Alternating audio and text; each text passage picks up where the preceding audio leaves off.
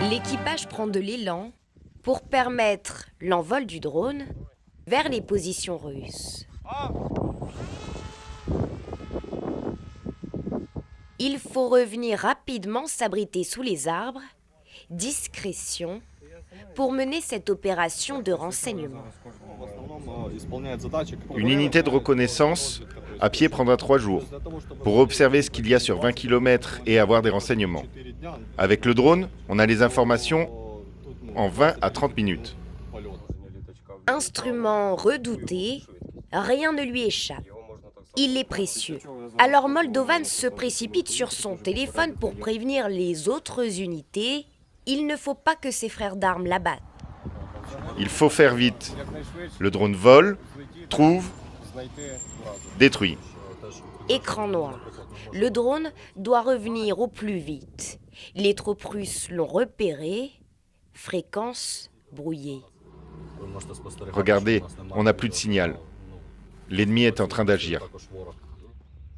L'engin téléguidé revient sur Terre, pendant que les chars de déminage partent vers le front.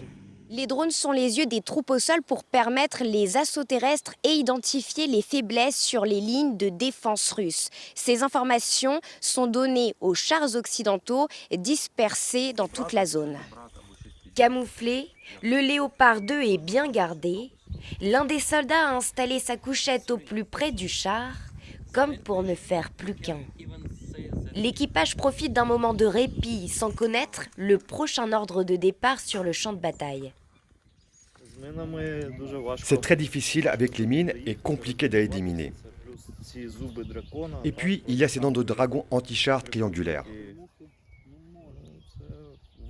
C'est vraiment dur de nettoyer toutes les mines, ils se sont bien préparés en face. Tatos, le chef d'équipe, n'a eu que très peu de temps pour se former sur le char allemand, déjà adopté pour ses capacités. Ces tirs sont très précis. C'est comme un sniper sur chenille.